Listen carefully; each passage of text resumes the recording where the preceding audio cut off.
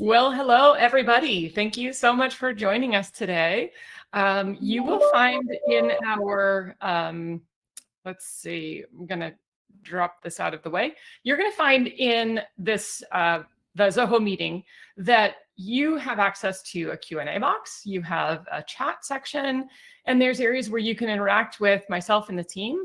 So if you have any questions, if you have comments as we're working through this, if we're discussing it, I think everybody here is open to having a conversation with y'all and answering those questions. I know I always enjoy when there's a little bit more dialogue. And as you can see, we have quite a team today. So this webinar is about the hidden link between cost segregation and insurance that investors cannot ignore. And a lot of times, most times, honestly, there is no correlation or thought of how these two items actually correlate and how they are linked together. So the point of this webinar today is to kind of bring that full circle and talk to you a little bit about how we've combined, as you saw on the previous slide, our logos. Engineered Tax Services, a company that's been in business for almost 25 years, doing hundreds and hundreds of cost seg studies every single month across the United States, and now adding in Engineered Insurance Services. And some people might think, how in the world does that link together? And where did insurance come into this picture? That's what we hope to address today. So on the panel and in our group today, I'm super excited to have Mike Donofrio, who I call my brother. We're like family. It's been almost 15 years. We've worked together at Engineered Tax Services. He is a leading expert in tax incentive, real estate, cost segregation, and how all of this links together. So super excited to have his expertise and knowledge. I am the CMO and also a tax strategist with Engineered Tax Services. We've got Andrew Ryan, Matt LaRocca, and Brett Adams, all with Engineered Insurance Services, who have a wealth of knowledge in the insurance space. And what I love about this team and partnering with them, they are partners with us in this company, is their knowledge, but also they follow the culture of what we believe at ETS, now in EIS, which is we believe in white glove service. We believe in truly taking care of clients and looking at opportunities, looking at what is in your best interests and best needs as an investor, as a business owner, looking at opportunities and what's going to ensure that you're protected and safe in every area. And so there is in no way, shape, or form a focus to pitch you on, hey, you need to come, this is all about getting you to do this or getting you to do that. We want to bring value. And this webinar is to help you learn and understand the things you should know as an investor and how all of this stuff links together. And so with that, I'm going to begin by passing it off to Mike, who is going to dive into the connection investors overlook and how all of this comes together. Excellent. Thank you for the introduction, Heidi, and great to be here with you all. I feel like this is a little bit of our coming out party, for the Engineered Insurance and Engineered Tax team together. I mean, we've been doing this now for, well over a year and a half together, and working on the best comprehensive strategies and ways to address the pain points for our clients. Right. As Heidi mentioned, the white glove service is not just about doing the cost seg study or the energy study or the research and development tax credit study through Engineered Tax. It's what other comprehensive needs do our clients have, and what are the biggest pain points? Just a little bit of the background and history. Speaking of background, my personal background, I grew up in Cleveland, Ohio, grade school, high school, college, and a lot of the Engineered Insurance team here is from Cleveland, and that's where some of the relationships started, and the strategy connection and idea of, hey, we already have a ton of amazing information and relationships with the clients that we've been doing cost seg studies for going on 25 years. And, the detail that we're able to have, very similar to what we do with the IRS, to identify different assets in a property for bonus depreciation. It's the same types of things that, at a high level, the carriers want and need to be able to provide the right coverage. So the idea and the synergies were very apparent of where we could go with this. And the team came together, to leverage off the Engineered Tax and Engineered Advisory brand and reputation and team and technology, that we've had. But the detail that we have, because of the way that we do cost segregation studies at a professional engineering based level on the properties was very intriguing for our insurance team to be able to deploy, very unique strategies. The insurance industry is kind of a dinosaur industry, that, it is very hard to get transparency. It's very hard to be proactive. It's very hard to be entrepreneurial and know, if and what you should be doing. I relate it to like my cell phone plan.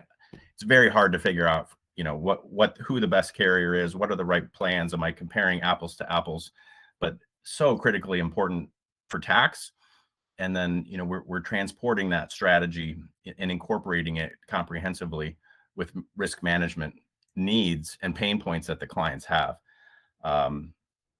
We're based in Palm Beach, Florida, and we're very familiar with insurance, right? We've had hurricanes coming at us from different angles for years. I also live in Charlotte, North Carolina now, so the Carolinas and Florida and Texas and what happened in California last year as well, were extremely disruptive to the insurance markets and extremely painful, from a cost perspective and an information perspective for our clients of what they should do.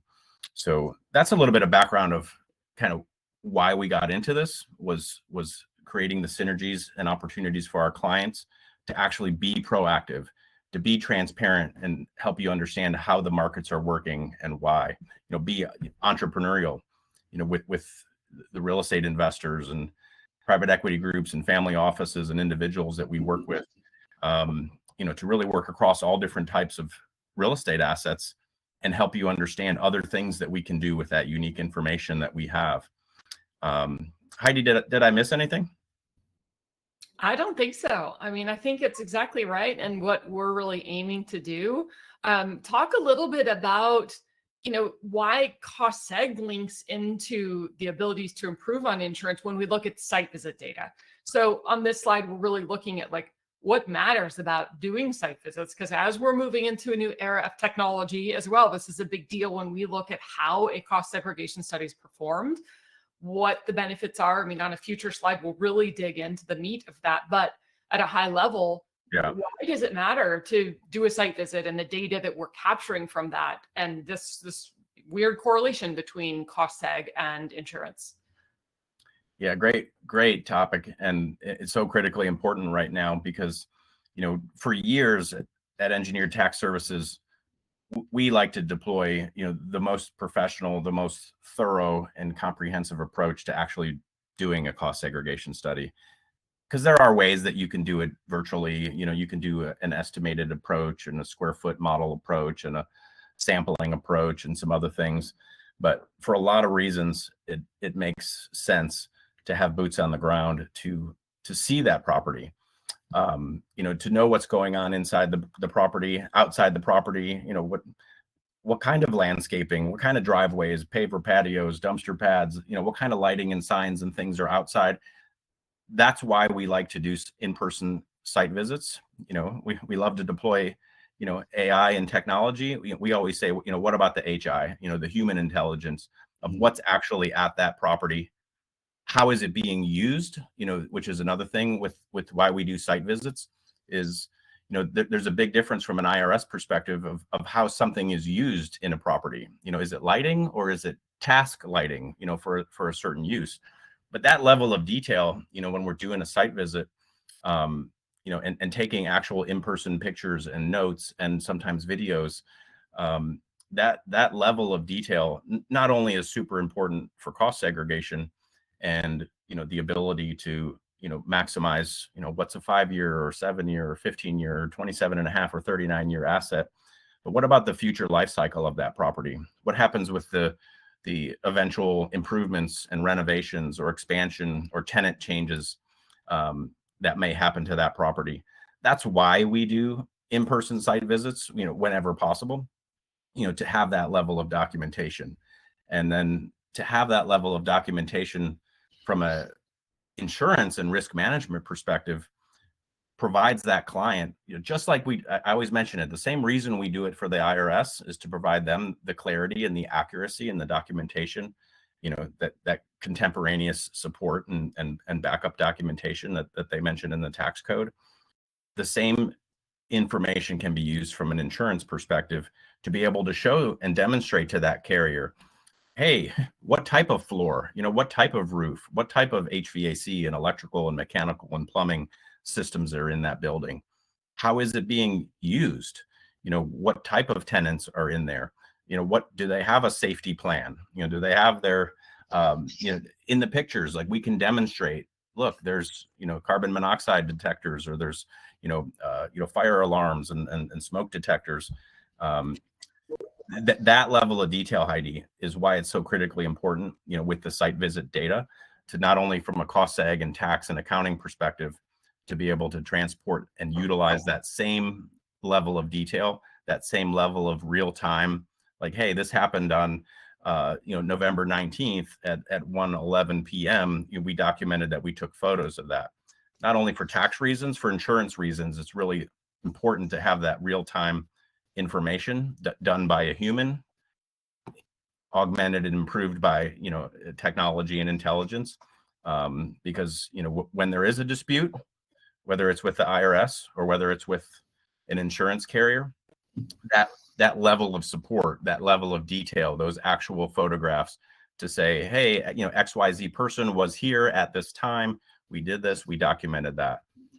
Super critical. That's why we do it for cost seg. That's why we encourage every client, to do an in-person site visit, because you're right, Heidi, the new wave of, specialty providers that have popped up, especially since the COVID era, where, they're promoting that, oh, you can do virtual site visits, you can send us pictures. Yes, you can do some of that stuff, but a lot gets lost in translation of what's actually there, what you're actually documenting. Was it done by an independent third party, or is there some sort of bias in that information that you're providing to the IRS or you're providing to that insurance carrier? So how was that? Yeah, it's amazing. Well, and taking it a step further in terms of the data that comes from the cost seg that then links over into being able to underwrite an insurance policy, relates not only to the initial data that's identified through the process, through site visits and looking at the data and everything that exists on site. It also is calculating an actual replacement cost value, which a lot of people don't realize. When you buy a building, you go out and you buy a new investment property. Your CPA doesn't know what you paid for the roof. You'd, out of that purchase price, how much was the carpet that you paid for? How much did you pay for the cabinets that are inside that house? That's ultimately what the cost seg is doing. And yes, we accelerate many of those items for significant tax benefits.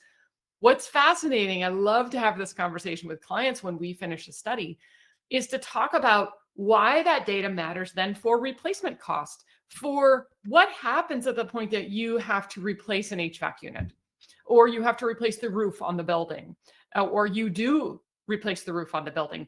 One interesting thing is a large improvement like that.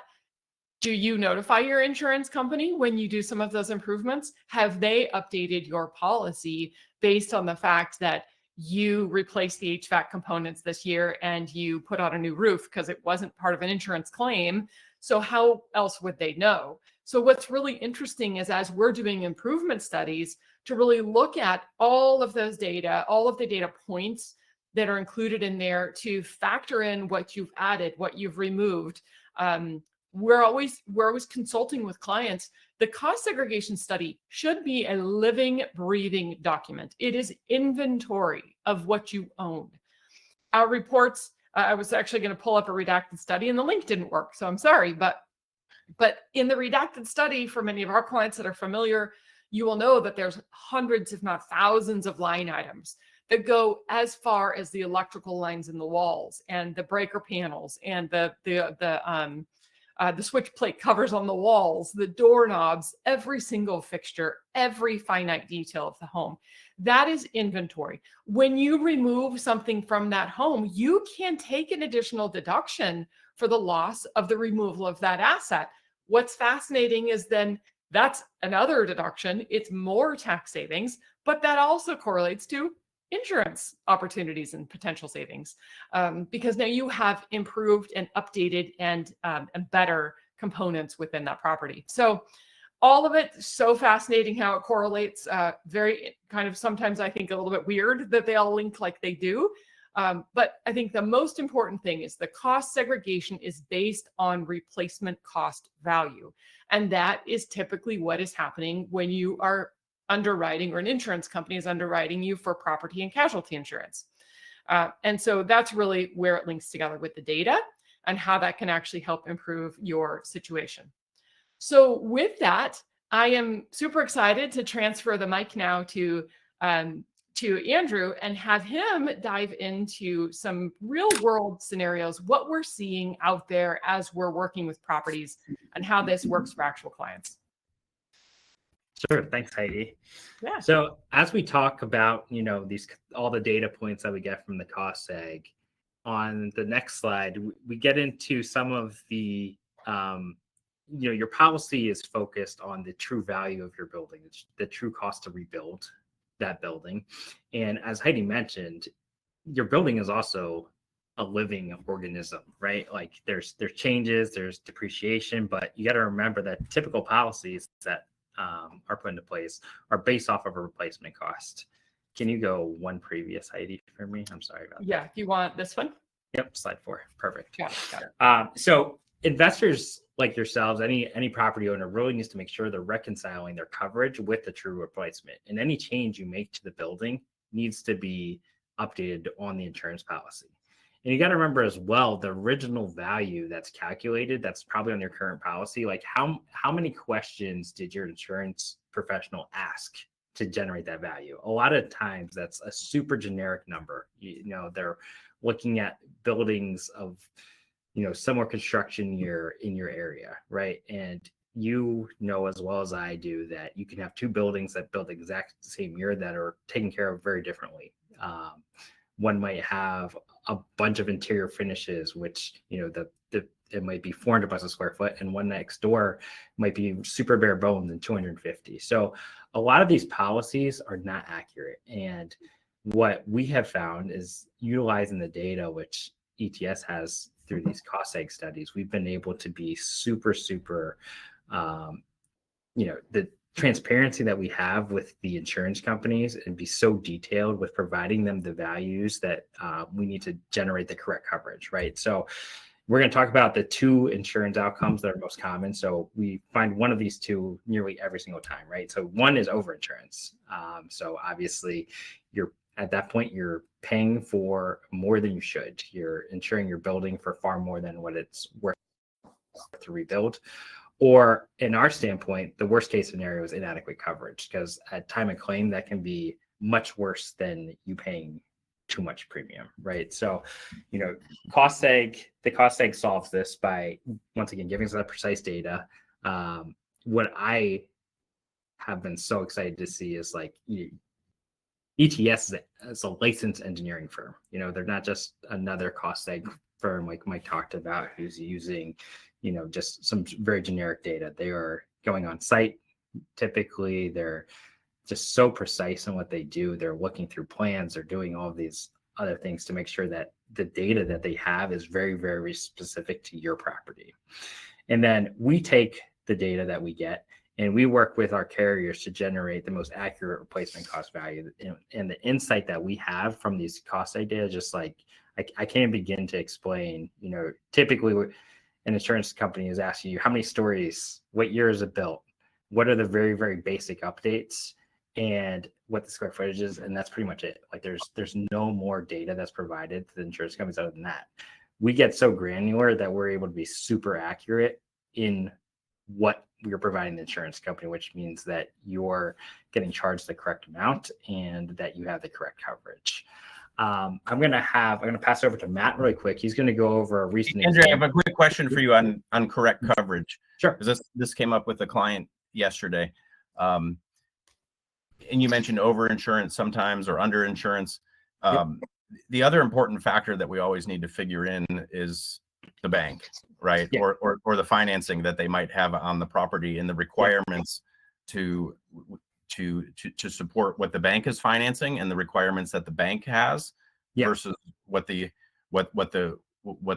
customer or the property owner thinks that the property is actually worth. So just talk a little bit, because I know that issue comes up all the time with under or over insurance, that that we always do need to respect what the covenants are in the loan for the proper coverage from a bank's perspective, to make sure that the property is covered, but then also see, where the opportunities are, for some of the different, individual policy coverages within the overall requirements. Yeah, so typically we find that replacement costs are usually above what the banks typically ask for anyway. There's a ton of bank requirements as far as deductibles and other things, but we're super adept, especially Brett and his team, at dealing with the banks. Like, we have great relationships with the major players in the real estate space, so we really understand what the banks are looking for, and we're able to be really creative, to your point, to structure something which checks all the boxes, right? Like, obviously we need the bank's requirements met or they're not going to give you money.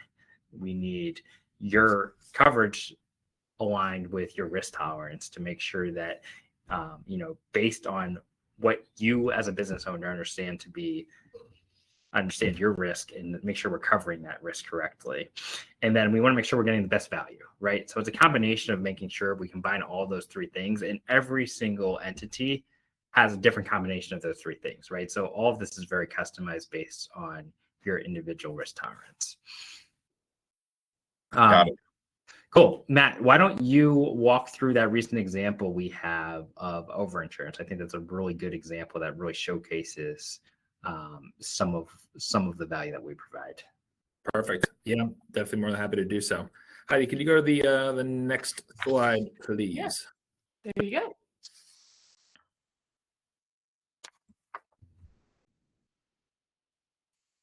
Did it switch over? I'm sorry. I don't know if it. Yeah. Oh, yeah. I'm on case study. So correcting overinsurance. Can you see that? No. It's still showing. It's still showing the previous slide. Yeah, if you just go to slide 5. Yeah. It just says the hidden one. No worries. I switched. I'm not sure why it's not there. Can you see it now? Yeah. Just go up one more slide up, number 5, and then we should be good. This one. One more up. Yep. There you go. That's it. Might be delayed on my end. I apologize. Okay. There we go. Perfect. Perfect. No, I appreciate it. Thank you. So like Andrew mentioned before, there are going to be a couple outcomes in here that we're looking at as the overinsurance, and then Brett will talk a little bit more in depth about the other outcome. But like I said, let's first talk a little bit about the one of our most common outcomes that we find when reviewing insurance programs, really for the cost segs, really just going to be overinsurance in this case. So really, overinsurance simply means policy's coverage limits are just higher than the building's true replacement cost value. And really, when that happens, think about it as owners end up really paying premiums that they don't need to pay. I mean, I know Andrew kind of summarized that, but by fixing this, you immediately increase the net operating income and even your asset value because of the cap rate effect as well. So to think about this, really, what makes engineered insurance services different is that we use that cost segregation data, really the engineering cost breakdown, or when you go into those each individual surveys that are completed at each one of those properties to identify the actual rebuild cost. And that lets us really precisely align your insurance limits to the value of the property, so you're not really wasting money on inflated coverage whatsoever. And we do have quite a few case studies that we'll talk about next, but I think this is a real testament that we've had a couple of clients recently just go through the same situation where we're finding out they're overinsured by even, I would say even $1 million or even $2 million or even more than that on any specific property. Think about ways of how, not just as the estimation that the agent is really just gathering from those updates that Andrew mentioned, but getting that to those granular data. We'll really talk about that in the next step as well. So Heidi, can you go to that next, the next case study in Michigan? Perfect. Can you see that? Not yet. Oh, yep, got it now. Perfect. Perfect. So the case study, so we were talking about for correcting overinsurance in Michigan. It's actually one of our clients we actually just worked on over in Detroit. Obviously this is a real life example.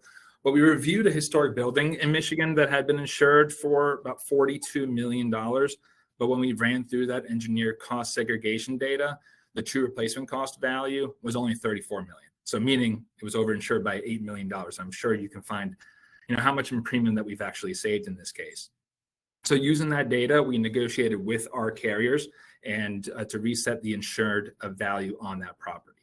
So the correction alone reduced the annual premium by $27,000.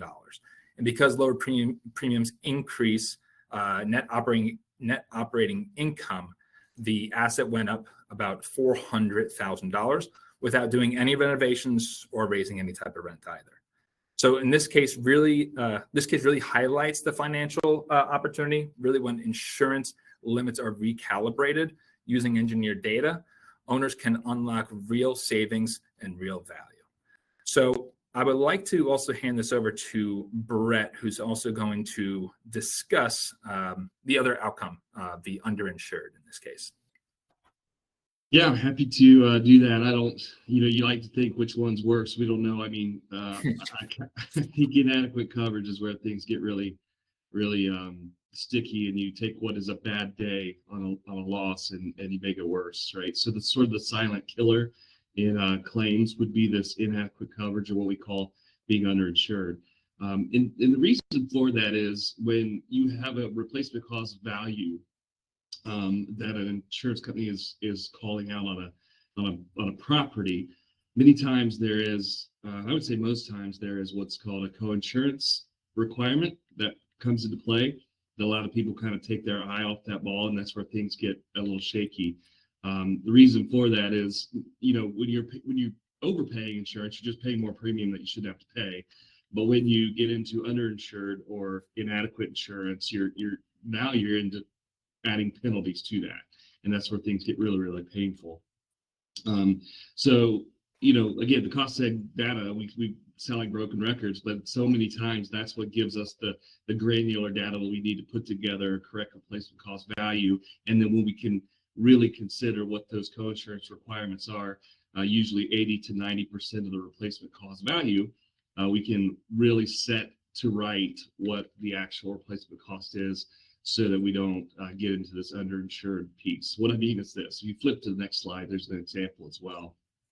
And I won't read through the case study, but suffice it to say this: anytime you have a replacement cost value that requires a co-insurance requirement, meaning you have to insure up to 80 to 90% of that replacement cost, come claim time, which is when they determine whether or not that is being met, that requirement's being met, you can quickly find yourself into a place where you're underinsured because of that co-insurance requirement, which then kicks in a co-insurance penalty. The insurance company uses a formula that's pretty simple, and I won't get too deep into it, but they take what you did insure the building for, divided by what you should have. They multiply the claim by that, minus any deductible that's on the policy, and then that's what the payout becomes. So you can see quickly, if you're underinsured, the co-insurance penalty can kick in and create some real pain for you. In the example in the gray box, we're looking at a $12 million claim that, because a co-insurance penalty came in and they were underinsured, paid out only $9.4 million. So now you're left with $2.5 million to pay out of your pocket. So again, the value of it in our example here, having the cost seg study that allowed us to get really, really detailed on the replacement cost value, taking into consideration any co-insurance requirement, we're able to make sure that that adequate coverage stays where it needs to be, so that come claim time, we're not getting bit by underinsured scenarios. Brett, I have a question for you on the scenarios. I mean, of course, me and clients always want to pay as little as possible, right? Mm-hmm. But when there's a claim situation, I guess you want to make sure that you're covered for as much as possible. So it's always the balancing act of understanding the risk and reward of insurance, right? But my question is, a lot of times the devil's in the details, right? Of the individual claim situations of wind or water or fire or other business interruption type things that might happen. Mm-hmm. How can the property owners best understand some of those individual coverages and the individual limits, because sometimes I wasn't aware on certain properties I was involved with that even though I have a coverage, there's limits on everything. I guess it's all in the details, and having a great relationship where you can talk through, make sure that the client understands that. Yeah, it's really for us about, and I know it's a core value of ETS as well, is just leading with education, right, and making sure that property owners understand things like replacement cost value versus market value, which seems pretty simple. But when we insure things at replacement cost value, it's often going to be more than the market value, whereas Andrew mentioned, more than the bank even requires. And so just to make sure that they understand concepts, in this case for highlighting underinsured properties, that co-insurance penalty is something that is overlooked so often and is only realized at claim time, right? When they realize that we should have continued to insure the building at this value. To Heidi's point, when you make changes, that's going to increase the value of it, that we have to raise limitation. When you consider just things like inflation, many policies will put in a percentage of inflation as a guard as things, cost of material, labor goes up and up. Oftentimes, though, that, again, if it's not being reviewed all the time, that can creep quick. And then you get to claim time and you realize that you're not insuring it to 80 to 90% of the value or whatever is required in the co-insurance clause. And now we've got a problem. And those are painful. I mean, those are things we don't ever want to have to talk to clients about. Right. Yeah. The individual level deductibles or the individual caps or other things that they may not have realized, where they're trying to save money on one thing, but realize they might be really exposed in a different situation that they didn't realize. Right. And Mike, on this example that Brett went through, we literally made this change at just before, like 3 months before, on renewal, prior to this client experiencing this claim. So they avoided this scenario, thank God. But once it happened, we looked back and said, man, like, if you hadn't done this, here's what would have happened. And it's $2 million on something like that. That's a painful. Yeah, and preparing for some of those situations, right? Because I've had personal situations where the carrier wanted proof of and to get back to Heidi's point about how important site visits are and inspections and proof of what's in the properties, how are they being used, what's the safety equipment that's there, what's the signage that might be required for certain types of buildings, what's the parking lot look like, where are there cracks, or there things that should be addressed or not addressed, trees that are hanging in certain situations before storms. That's where that in-person site visit and the real-time documentation really helps the property owners to be proactive for those types of situations. Hey, I'll just add real quickly, I think this Texas scenario speaks perfectly to the title of this webinar, because that's the perfect pairing and the synergy that comes between ETS and the cost seg study and EIS and our ability to make the necessary changes. And we did it in the nick of time here. So it's a perfect example. So I have a question. I've had a couple of different scenarios. I mean, I've had instances with a property where I was required to be grossly overinsured.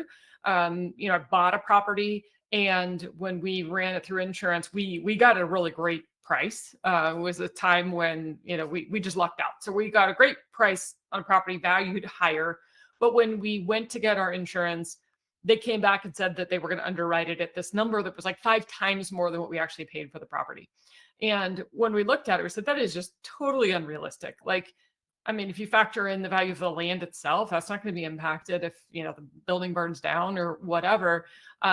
We were able to use a cost seg study to kind of argue that insurance basis amount, like the realistic replacement cost for insurance, and kind of reduce that, because it was really just grossly over-insured, which I thought was unnecessary, obviously due to premiums. But what happens, I've also had the scenario with properties where you own them for a long time. I historically have been totally negligent. I am not talking with my insurance provider every year and saying, hey, building costs have increased dramatically in the last 2 years in this area. If this thing was to burn down right now, and what is the actual cost to rebuild this thing? It could be exponentially more than it was 4 years ago. But maybe my insurance has just continued to carry from year over year as it was originally drafted when I purchased it. Maybe I've owned it for 10 years. How is that typically handled by insurance companies? Is it automatically factored into the renewal? Or how do you guys handle that? That could be a better way, I guess, for in making sure that there isn't this underinsurance issue. Who wants to grab it? Sounds like a you thing, Okay. Brett. Okay, yeah. So yeah, yes, there often is built into the policy form. As I said, it's called an inflation guard. Mm-hmm. Not always, because we have to make sure sometimes it defaults 2 or 3%. We can add to that if we want. Oftentimes it's manual, so we have to make sure it's in there. So the year over year, it just accounts for inflation, right? So your scenario wouldn't be as drastic because we're allowing for that in the policy.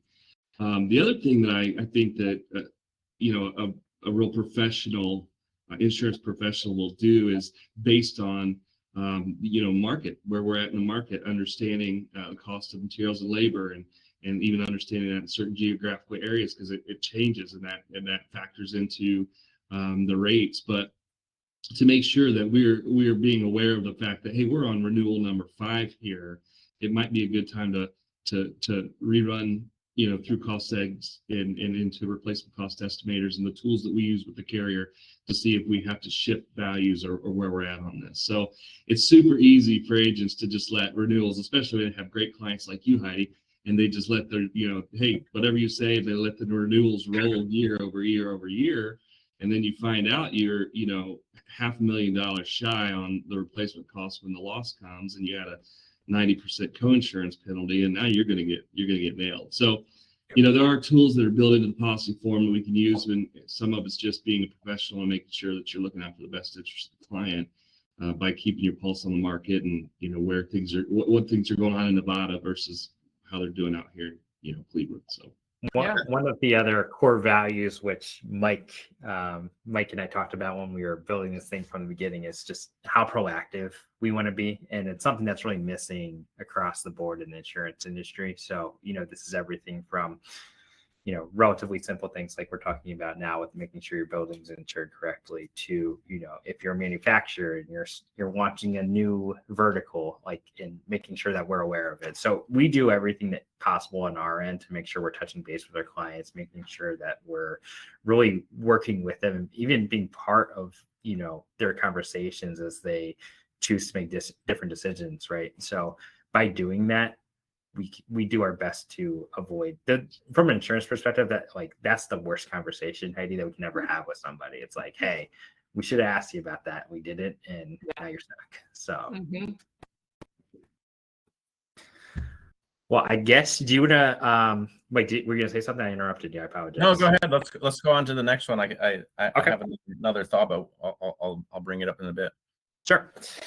All right. So on this next slide here, we kind of hit on these at a high level, but to really understand why insurance companies respond to the data that we're providing versus, the more generic data. So, we've created such a relationship with our carriers using this data, that there's a trust built right between an agency and the actual companies who we represent. And the data that we're able to provide them is so much more detailed than any of our competitors, and it's verifiable. And it's, we talked about how, it's a licensed engineering firm that's providing this. It's accurate, it's defensible at the time of claim. Mike and I had a fun one. There was a hotel, and they had a claim, and that if I remember correctly, the average price per square foot for this building was like the low 200s, because a lot of the back of the house, where the kitchen area was and stuff like that, was kind of driving the building value down. But the lobby was what was damaged in a storm, and that lobby obviously was super expensive. It's $450-$500 a square foot. And we were able to show them the carrier the study and basically make sure the client got paid correctly, right? Like the carrier was trying to pay them less than half of the actual replacement cost for that damage. So it's just one of many ways that, like, with accurate data, we're able to make sure that you're insured correctly. So Andrew, as we kind of talk through some of the Andrew, what slide are you talking to? Because I'm still seeing slide 5 on there at the moment. Yeah, me too. I've got how to leverage cross-site data for clients. slide 9. We're still seeing slide 5, Heidi. That is so odd. Let me And turn this for off. those that were asking, we're going to send you a complete copy of the presentation and a recording after, so you'll have all the slides. Yeah, absolutely. There we go. Not sure why these aren't updating in live for you guys, because it's updating on my screen, but apparently it's not transferring over. So can you see this now? Have we leveraged cross-site data for clients? We're Yes, good we shape. Perfect. So once again, this kind of removes a lot of the uncertainty that carriers have. You know, they're comparing very generic information and kind of ballparking things. So we're giving them accurate information. And you know, the way we leverage this information, and when we're working with our partners on the carrier side, it gives us negotiation leverage, which accomplishes many things. So first is, you know, lower premiums. That's not always the end goal, but you know, we talk a lot about total cost of risk, and that includes both coverage and premium and a balance of that, right? So it also allows us to negotiate better coverage terms, whether that's higher limits, lower deductibles. We find details about updates, which allow carriers to provide more credits. And it also allows us to have more carrier options. You know, there might be 25 companies who might look at something, but let's say we don't know about a roof update, right? And there's 10 more carriers who might look at it if the roof is less than 10 years old. Well, through the cost side data, we might find out that, hey, that roof was replaced 2 years ago. And if we hadn't known that, those other 10 carriers wouldn't even provide options. And with more competition, you get better rates and better coverage. The other thing as well is, we pride ourselves on, especially on our side of the table, being as efficient as possible. And because of our relationships and the amount of data we're providing to these insurance companies, there's not a lot of homework that the carriers are wasting to verify what we're providing to them, right? So that results in much faster turnaround times than a lot of our competitors. So, you know, overall, we talked about a lot of different things here, but you can kind of see throughout the whole process how important this data is, and how the data directly correlates to many other benefits for you as cost side clients of ETS. Mike, do you want to kind of wrap up that? Yeah, I had a question that I saw pop up on here, and I know you might get to in a little bit, but the question is, what types of properties, you know, can we engage on from an insurance and risk management strategy? And I'll answer a little bit of that for you, and then let you fill it in. I mean, we can do all types of properties. I mean, we can do the smaller, you know, investment, you know, rental properties and those types of things, but definitely, right, the retail, the multifamily, the industrial storage. Talk to a little bit about, you know, some of the segments, since that question was asked. What type of properties, and, and geographically, does it make a difference?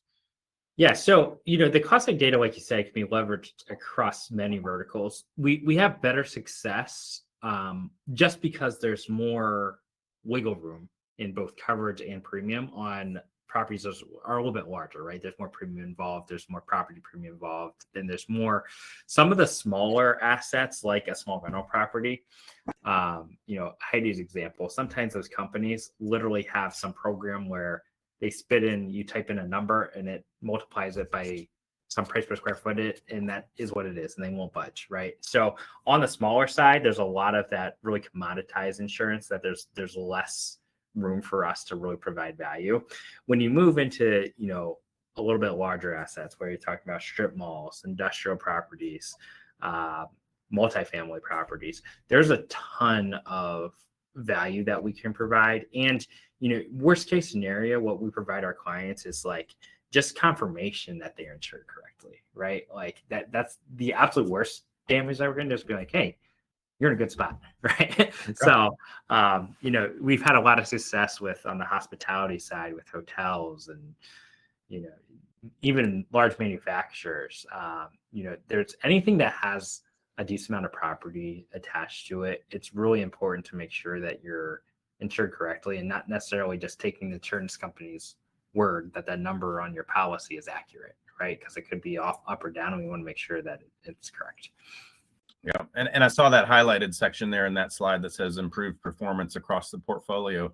I mean, that speaks to performance in terms of, capital performance and, return on investors, but also the ability to be proactive, be transparent, know when all of your property renewals are coming up. You can't be proactive if your carrier or your agent reaches out to you, a week before the renewal and they say, hey, here's what your increased premium is, sign here.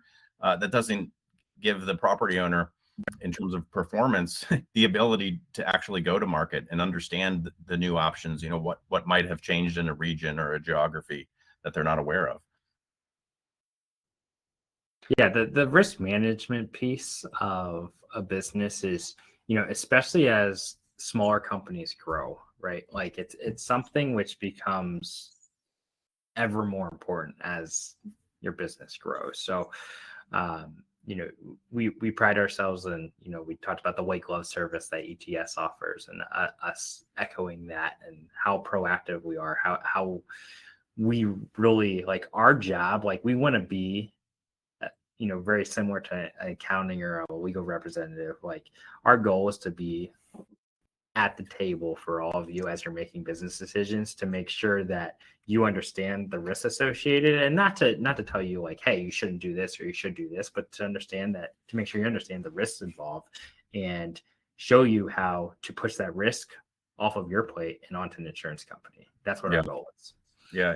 And also in terms of performance, I mean, in talking with a lot of our clients, some of our very large real estate clients, they might have an insurance or risk management expert on staff, right? Mm-hmm. That understands the technicalities of what you're talking about, that understands the technicalities of the policies and the strategies, and works proactively on behalf of the large real estate investment firm or family office. But majority of our clients, I see they're wearing many hats, as an entrepreneur. They're working with the investors, they're working with the bank, they're working with the maintenance companies, they're working with insurance, and this is one of 10 things that they're doing, but it's a very large line item for them in terms of costs and risk. So that's the other thing in terms of performance that I wanted to say is, we can help be that strategic partner, not only for specialty tax like engineered tax has been doing, but engineered insurance can be that wingman or that strategic, specialist, for insurance to help you perform better. One thing I wanted to add to that point exactly is like, people say all the time when we're talking about tax strategy, it's like they feel bad because they don't understand tax. It's so overwhelming. It's, even talking about depreciation, deductions versus expenses versus credits, and, how does this calculate? And it gets convoluted. It's difficult to process. And insurance, I think, is similar. I have a very large client, and they're very, very large. And even for their size, they don't have an internal CRO, a chief risk officer, someone who's really looking out and handling insurance policies and claims and some of this stuff for very large real estate portfolio.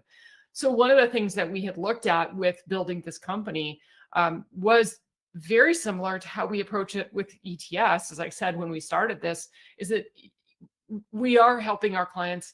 Yes, transactionally, we're doing lots of cost segregation studies. We're doing lots of R&D tax credit studies, other incentives, but really it's the relationship and the value that we want to provide in talking with our clients and helping. We can't necessarily advise you. We're not legal advisors, right? There's the disclaimer. But really those conversations we're having about what should we be buying and where are the benefits, it's very similar on the insurance side. And one thing I learned that I didn't know, I'm not ashamed to admit it, is that when we deal with a real estate agent, an insurance agent with a company, that by law, that agent represents the company, the insurance company. But a broker, the broker is actually representing the client and going out and selling that that policy to different carriers. And so when we look at bias, that's something I didn't know when I got into this whole insurance world and realized there's no additional cost. I'm not paying more because I'm using a broker who's looking at 25 different companies, deciding which one's going to be the best for me. I'm actually going to likely pay less because we're looking for the right carrier that wants to underwrite this type of policy for this business or this building, and that the broker ultimately has the ability to find that right fit, as opposed to going to an agent with one large insurance company who says, yeah, this agent is actually representing the insurance company itself and is agreeing to write to a policy. And I think that's one thing, like, as I've been learning about this industry, it has been really surprising to me and fascinating. And I think it's important for people to understand that. So, I want to mention that, and make sure that people understand. And it's our job, I think, to make sure that we're communicating that. Excellent. You want to go to the next slide? Well, I think the next slide is our summary, and this is where we open up for Q&A. So if anybody has any questions or comments, let's look and see what we have in here. So let's see. One of the comments I saw on here, Heidi, on the list was not only, yes, they're going to get a copy of the presentation and a copy of the recording. Are you also going to provide some contact information on if they have questions or want to set up a review call on who the right person is to reach out to have that? Yeah, that's a great point. So we're going to send a follow-up email with a couple of things. We will share the slide deck with you. You'll be getting a link that has a recording of this presentation, so you can kind of use that as a reference as well. That email will contain links to both of our websites. So they're separate websites, but both link to each other. So there's Engineered Tax Services, there's Engineered Insurance Services. All of our contact information is there. Mike and myself on the ETS side, the rest of this team all on the insurance side specifically. Matt has been the primary point of contact for someone who really wants to have that initial conversation and explore property and look at getting a quote on how this would work. All right, so we'll make sure and share all that contact information after the presentation. Perfect. I did see one question. I think it's a great question. So I do want to dive into this. How different are the scenarios for Florida real estate, which is very high insurance premiums? And do you see significant differences in Florida properties? So what are the real estate types where you see those impacts? And so love that question. Florida, California and Florida, but both really difficult markets. So can you guys share some insights on there and maybe a little bit of advice if you do see that certain property types are not as scrutinized? I would say that Florida across the board, unfortunately, there's lots of scrutiny. On the positive side, I will tell you, recently we have seen the first, I don't necessarily want to say decreases, but at least lack of large increases in Florida. We got pretty lucky this hurricane season. And I do think that insurance companies, they have a habit of overreacting when they start losing money, right? And taking really massive increases, both like we talked about on the replacement cost side and then also on the rate side. We've seen both of those settle down dramatically. Matt was just working on a shopping center down in the Boca area. And I was really pleasantly surprised to see a pretty massive decrease in premium. It went down almost 11-12% year over year, which is huge. A lot of that has to do with, part of our job as agents is really to explain to insurance companies the value that you as a property owner are providing, right? How proactive you are in your management, how proactive you are in maintaining your property. And if we work alongside our clients to make sure that you're doing your best to avoid claims, right? And there's things we can help you implement. There might be risk management policies you already have in place. Telling the story like that will help negotiate the best the best value for you. So, that's one of the ways that Matt was able to generate some pretty significant savings on that side. But I will say that, back to the question, a lot of